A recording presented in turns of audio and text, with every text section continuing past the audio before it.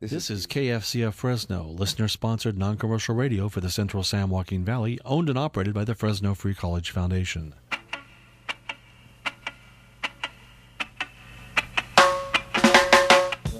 Hey Fresno, what time is it? It's time to stir it up! Welcome to Stir It Up, a weekly program produced by a collective of local activist organizations in Fresno. Please join us as we educate, agitate, and pontificate. Stir it up. This is yours. Little darling. Well, welcome everyone. You are listening to KFCF 88.1 FM on your dial. My name is Angela Price, and I'm hosting today's Center for Nonviolence Stir It Up monthly radio show. Now remember, this is a call-in show, so you can call us at any time to ask questions of our guests or me, and the number you need to call is 559-266-8888. I am really delighted to welcome and introduce to you my guests today. The first one, his name is Regis Tremblay. Regis is on a West Coast tour with his film, The Ghosts of Jeju, which we showed at the Center today at noon and will again this evening at 7 p.m. with a potluck at 6:30 p.m. But I'll tell you more about that later. And I also want to introduce to you Joyakgol, and he is a Korean activist. He is living on the island, of Jeju. And as a matter of fact, his ticket to come here to be part of this West Coast tour traveling with Regis, the villagers there got together, chose him, and paid for his ticket to come to America. So this film has all the elements of a great epic drama: the threat of environmental devastation, the loss of a traditional way of life, a fight by a small and determined group of ordinary people against huge geopolitical forces, the spectre of peaceful, non-violent resistance against the military machine.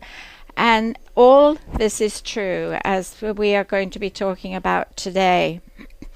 Regis Tremblay has filmed and produced his own TV film documentaries on a variety of environmental and social issues, including coverage of Maine's Occupy movement and actions against the tar sands pipeline.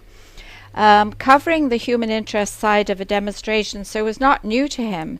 So when he started digging into the history of the protest against the South Korean government's construction of a naval base in the tiny village of Gangjeong on scenic Jeju, he was told, "You have no idea the magnitude of the issues that you are getting into here." The film has made its rounds of peace and justice organizations all around the world: Veterans for Peace, Code Pink, Quaker organizations, but I want them to tell you all about this, so I'm going to be quiet now. And I want to welcome both of you, Regis and Joyakgol, and we are so happy to have you in our community. As a matter of fact, we thought we weren't going to get them because they were on a tour and they're here for a very short time. So please come to the film this evening. I'll remind you again later. So Regis, tell us about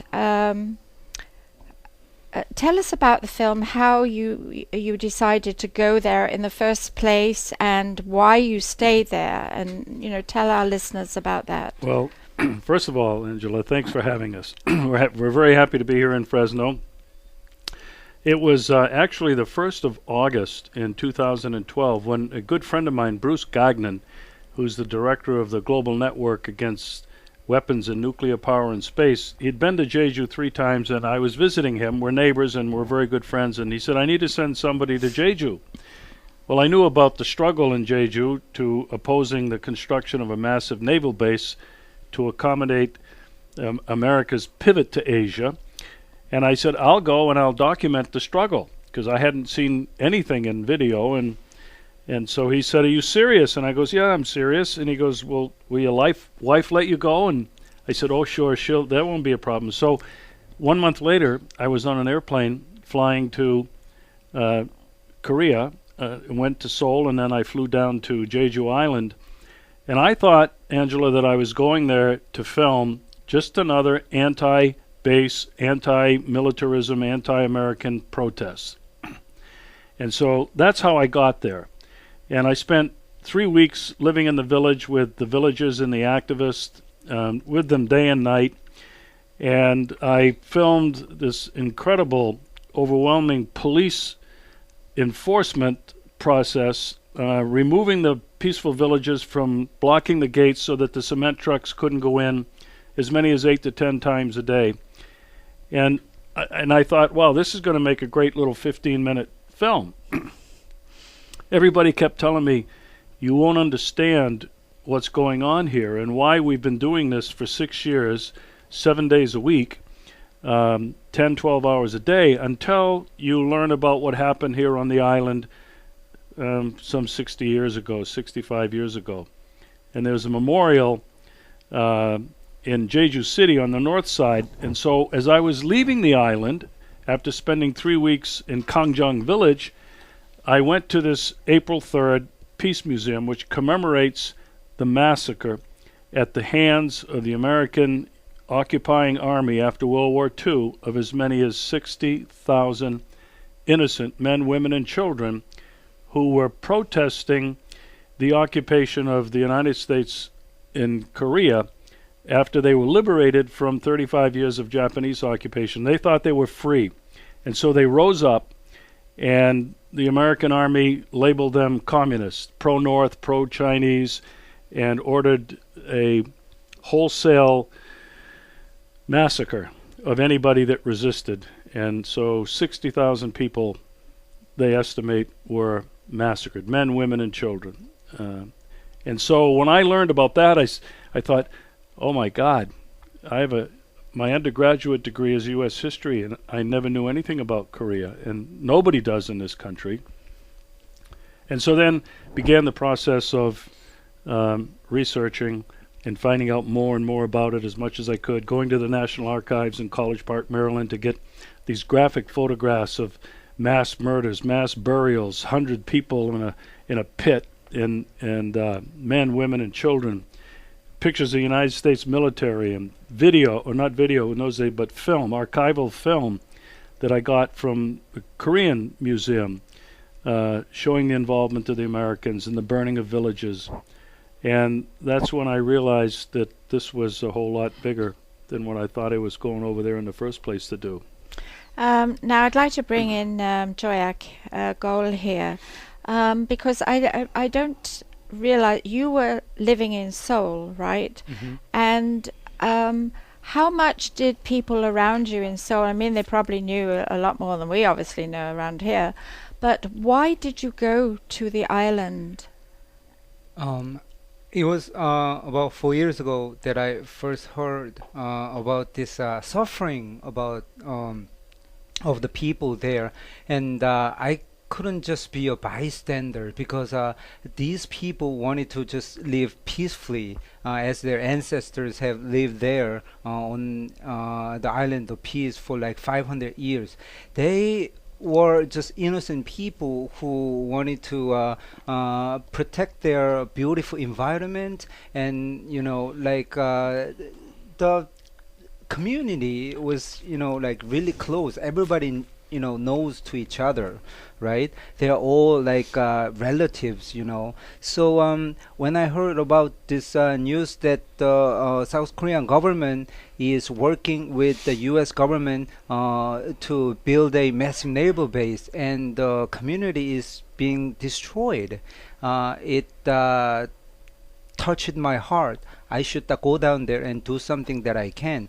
And so I went there, and all the scene that I saw was like really unbelievable. There were thousands of riot police who were like removing or arresting the innocent villagers the villagers were crying for peace and life, and we just want to live here peacefully. That was all, and so I should stay here. That's what I decided to do.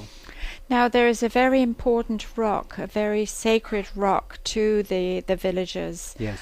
And when you went there 4 years ago, have they already started to destroy that rock? No, it was July of 2011. The rock was still alive. As a matter of fact, the villagers still believe that the rock is still alive because the blast of the Gurumbi rock began in March of 2012. And so I spent a couple of months there actually living on the rock. Eating food, dancing and singing on the rock all the time. It was my first time to see those endangered protected dolphins swimming in the sea.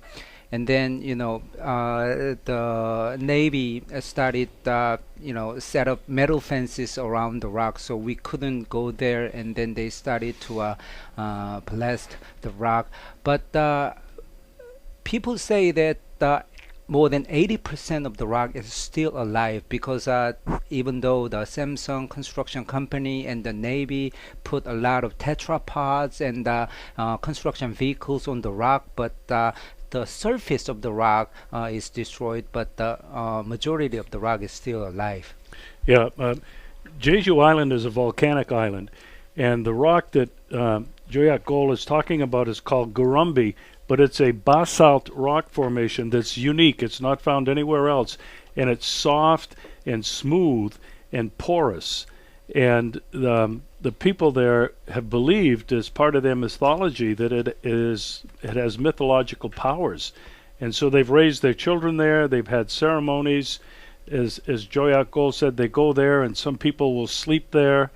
It's really become the center of their village. So the desecration of this World Heritage Site is one of the reasons that is drawing people to Gangjeong, but why these villages, it's like their temple. It's like their church. Yes.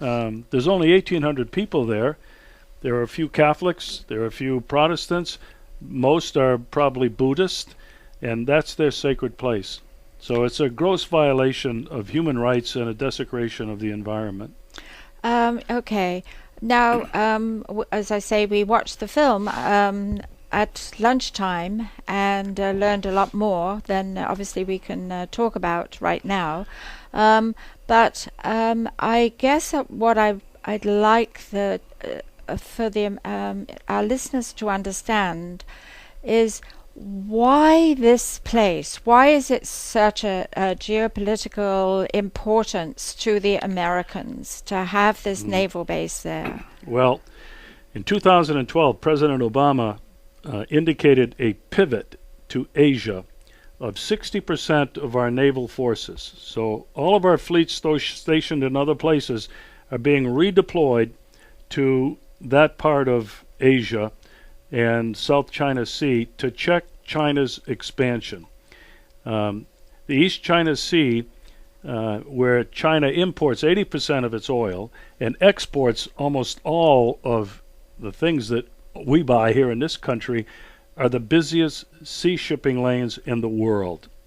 So to control that is very important for United States, our national interest. The other part of this that people haven't been connecting the dots is the Trans-Pacific Partnership is involving many nations in that part of the world, and the growing military presence there, it will be the watchdog, the police dog, the enforcement arm of the Trans-Pacific Partnership to make sure that nothing interferes with the trade, and that make sure that those host nations who sign that partnership do not interfere in the capitalist extraction of their resources, and if necessary, they'll use force. So that's the strategic purpose. But there's another part of it.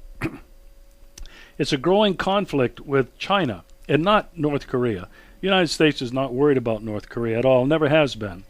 But this growing conflict with China and Russia, which also borders that part of the country, that part of the world, to make sure that China does not grow its military.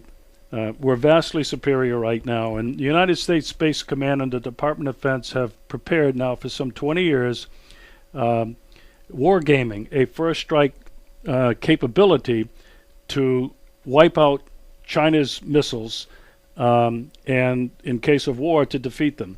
I don't think China wants war. I mean, we don't want war. Our economy depends on them now. But I think it's there as a threat, as a deterrence, but also to control those shipping lanes. So Jeju is right smack dab in the middle of that, off the south coast of South Korea. It's only 340 miles from Shanghai, 1,000 miles from Beijing, another 1,500 miles from Hong Kong. To control that is to control China.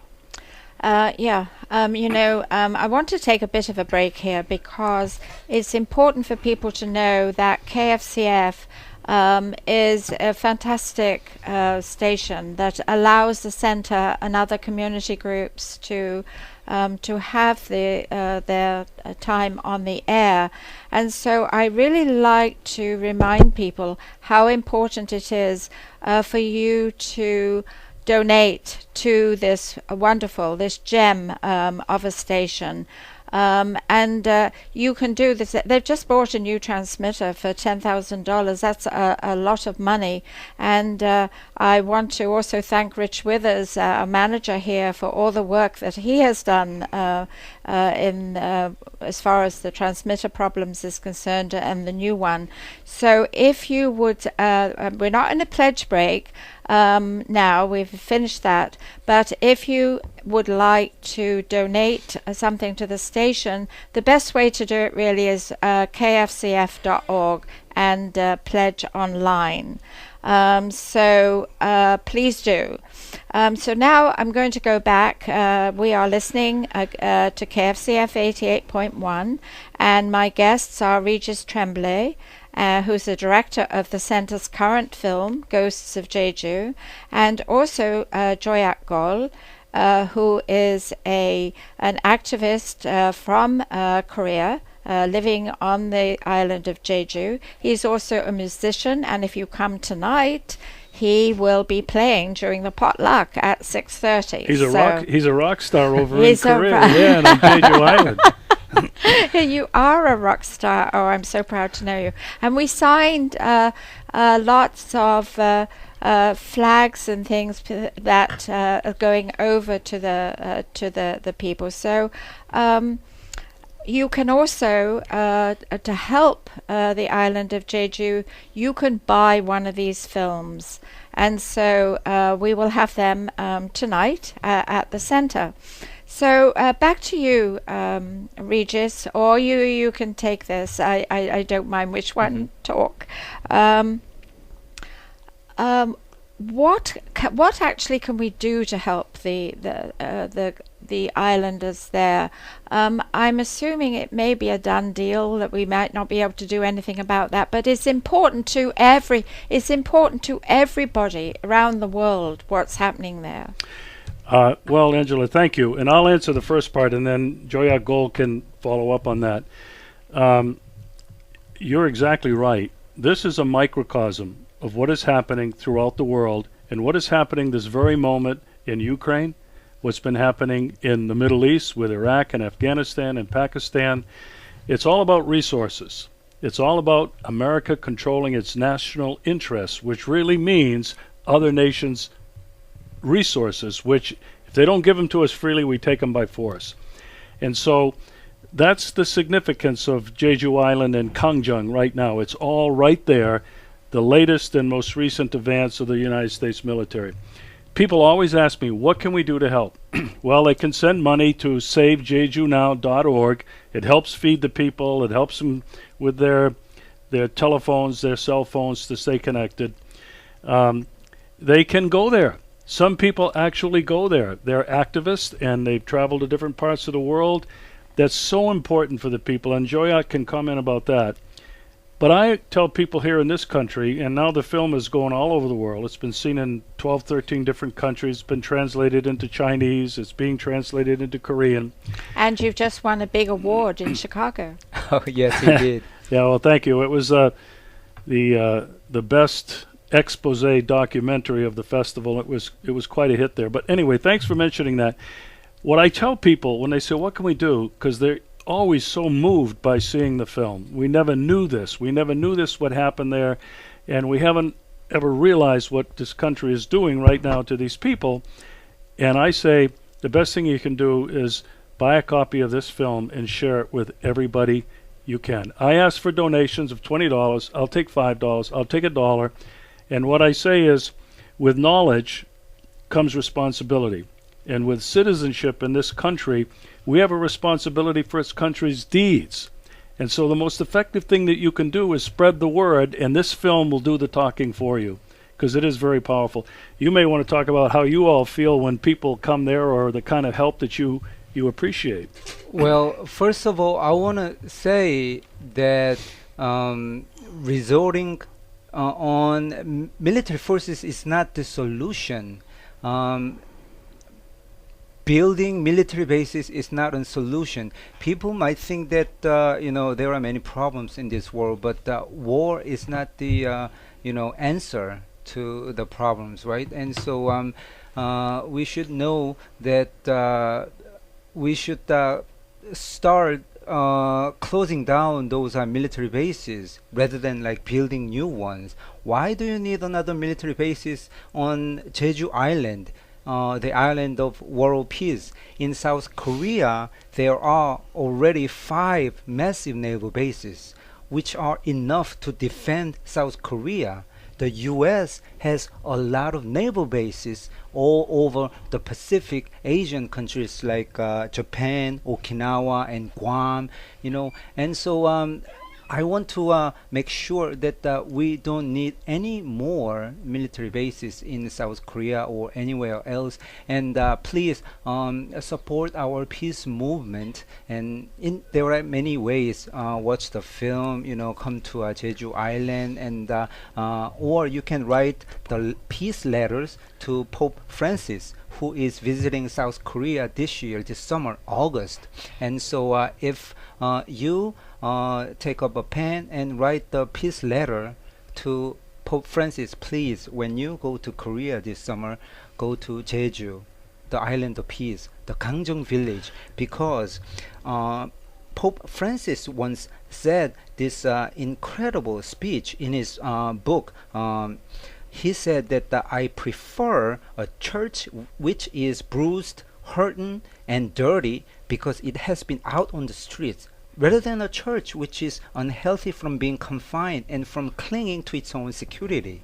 That's what Pope Francis said. And Gangjeong village is where you can see a living church which is bruised, hurting, and dirty by the state power every day, 24 hours. 7 days a week.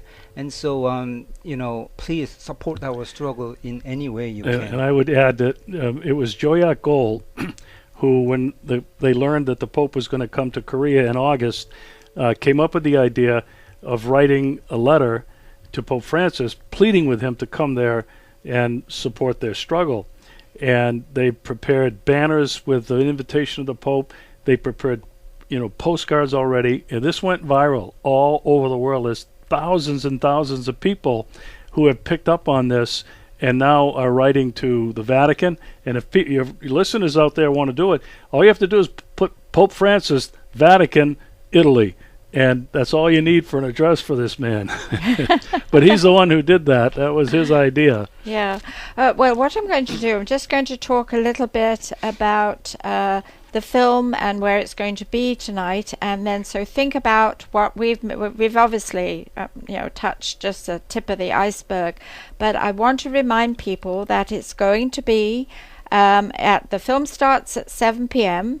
But there's a potluck at 6:30, and as I've said, Joyakgol is going to be playing for us. We'll give you time to eat though, Joyak, don't worry. And it's the center is, if you've not been there before, is at 1584 North Van Ness Avenue, and we will be showing the Ghosts of Jeju film. And our facility is on the southeast corner of McKinley and Van Ness, with the door is actually on Van Ness. There is a parking lot right behind. It's a bit difficult to see, but if you just go past McKinley going east, past the building itself, there is a little entryway, and so hopefully there may not be room. I hope there's not going to be room, really, because I want lots of people to come and see this. So back to you, Regis. You talked a lot with the elders on the island, and so you talked a lot with the elders. Jerry Bill was just telling me I've only got 5 minutes, so sorry about that. And of course, they have lived through so much. How did you? You must have been in tears sometimes. Oh, I was emotionally overcome the first day I set foot in the village and watched the police just violently remove these peaceful people, young women and men and old villagers, Catholic priests and nuns. And I was filming, and I just all of a sudden started crying. And then at night, they would gather and they'd have a vigil in their peace center, and they would share in the experiences of the day and encourage each other. And then they would dance and sing spontaneously to end the day on, I think it relieved stress and tension, but on a hopeful note. But many of the elderly villagers there, the people that are in their 70s and 80s, and I didn't know it at the time, were survivors. They were either children or in their early 20s of the massacre that took place. So they saw their parents murdered. They saw their brothers and sisters, their aunts and their uncles murdered at the hands of the Korean constabulary, the Korean police, but they were commanded, aided and abetted by the American military. It was ordered. My only regret is that I didn't know at that time that they were the survivors of this massacre until I went at the end to the April 3rd museum. So I'm going back in August. It's going to coincide with the Pope's visit, and hopefully he'll come down to Gangjeong. And my purpose is to premiere the film in the village. It'll be the first time it'll be screened with the Korean subtitles. And I'm going to interview some of those people that I lived with and didn't know who they were, because I regretted that I didn't have that in the film. No, I was just telling you have 3 minutes. No, I know that. So you want me to film? Well, anyway. Finish. And I will add this about the people in Gangjeong, the people in Korea. I feel like I'm family. I was loved by them. I was accepted by them. They really didn't know what was going to come out of this, but they knew I was coming there to film. And they fed me. They took care of me. They transported me around. They helped carry equipment to all over the village so that I would see everything. And I was overcome with emotion with that, too. I really had never experienced that. And I left there with many, many new, dear friends that now I will have for the rest of my life. And I so look forward to going back to see them, to stand in solidarity with them. And I would mention that this film has done more than I ever could have imagined, if for no one else than the people in Gangjeong village, because they pleaded for people in America to be aware of their struggle and to try to do something to help. The island of Jeju was declared as the island of peace in 2005. Why? Because of the horrible massacre that took place in the 1940s and 1950s. So why we need a massive naval base on the island of peace when we finally recognize the beauty of the island? It is called the gemstone of Asia. So please come and see this beauty of the island. Yeah. Well, we are going to close now, I'm afraid. It's been wonderful talking to you, and thank you so much, Regis, Joyakgol. Thank you so much. And I want to thank Jerry Bill, who has been our engineer. And please, again, come to the film tonight. But there are all sorts of ways. If you can't come, we'll be sending out photographs. We'll be sending out all sorts of things to you. Lots of photographs were taken at lunchtime. We've signed things. So come. It was a very, although a very sad film, it was such an important film. And I think that once you see it, maybe we can get together and all go in August to Joyakgol. And it's free. It's free and open to the public. It's free. Oh yeah, it's free and open to the public. Bye bye everyone. Bye.